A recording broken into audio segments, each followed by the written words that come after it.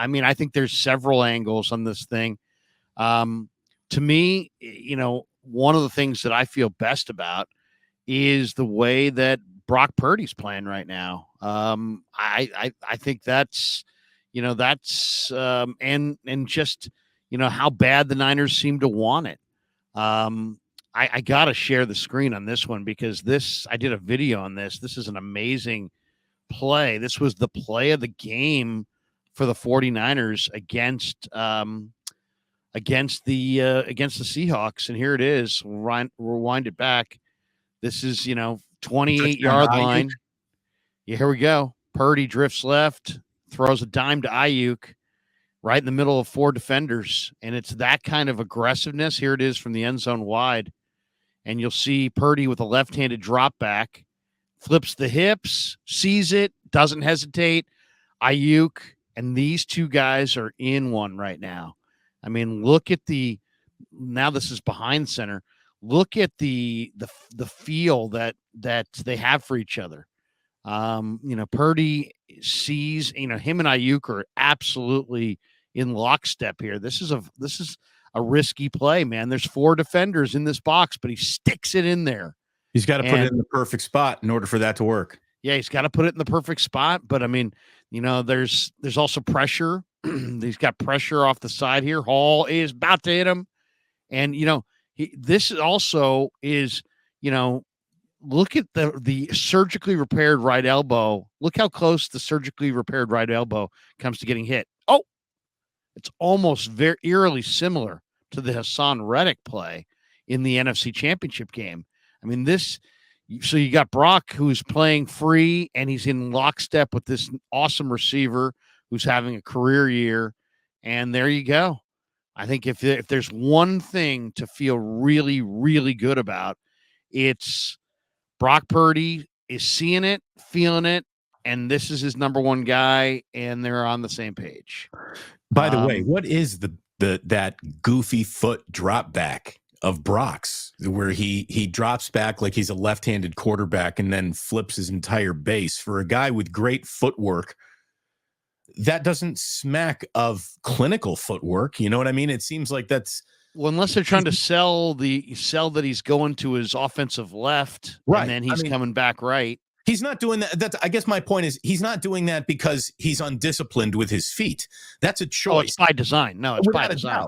Yeah, without a doubt. I would like to know more about it, why it's there, what it's supposed to open up. That's some inside football stuff that maybe you can get to the bottom of in Santa Clara this week. Well, I'll tell you the other thing that I feel really great about. I mean, and this sounds crazy, but Mitch Wishnowsky is having a dominating year. He pinned the Seahawks at the 13. He pinned the Seahawks at the 6. He pinned the Seahawks at the 2.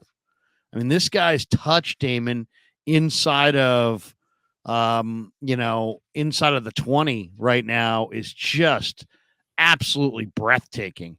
Yeah, so 6, the 13, and the 2. And the Niners on all 3 phases. The one thing when I did the film review yesterday that stood out on really all 3 phases of the game, this is not one guy. This is a total team effort. Shanahan's devising some amazing plays. Purdy's playing off his, out of his gourd right now. He's playing incredible ball. Juwan Jennings had maybe one of the most amazing plays. Charlie Warner is blocking his butt off. CMC is having a career year. Ayuk, Debo. You name it offensively. Then on special teams, Jake Moody seems to be locked in. Darrell Luter had a touchdown saving tackle. Wishnowsky pinned those guys back on the inside their 23 times. Ronnie Bell had a fumble recovery. Samuel Womack, Oren Burks. And then when you flip it over to the defensive side, literally, Mooney Ward had one of his best games. Dre Greenlaw, Jair Brown were strong against the run. Ambry Thomas is coming on.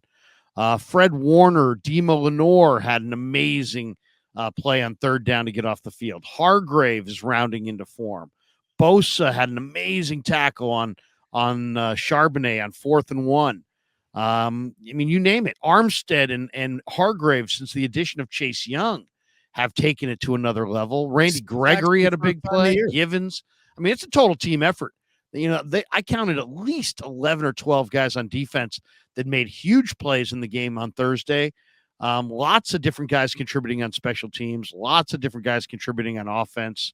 So, I mean, the Niners roll in with some momentum here. Well, and like you said, it's going to take all that momentum and the total team effort to beat a team that, you can sit around and talk about the Eagles all afternoon and not really get to Kenneth Gainwell or Boston Scott. But these are the guys who, in their limited touches or carries, get you 5-6 yards just about every single time you look up.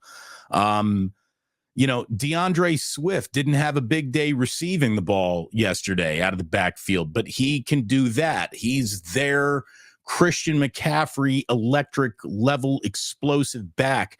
And, like you said, how often do you see 4 defenders all with double-digit tackles? Baird, Morrow, Blankenship, Cunningham. The Eagles are loaded too. Yeah. Absolutely loaded football team. This is a battle of the Titans. It reminds me very similarly to the Niners and the Cowboys in the 90s, where you had the Niners and you had the Cowboys and then everybody else. Now, granted, those were the 2 best teams in all of football. Now, in this era, you still have the AFC with Mahomes, Lamar, some big boys in the AFC waiting for you. But the Niners and the Eagles and the Niners are the 2 best teams in the NFC. They've been the 2 best teams in the NFC since training camp. And it's on. And the fact of the matter is it's starting to remind me of Niners Cowboys 94. Why? Because the Niners had lost to the Cowboys and they took Ken Norton. The Niners had lost to the Eagles and they took Javon Hargrave.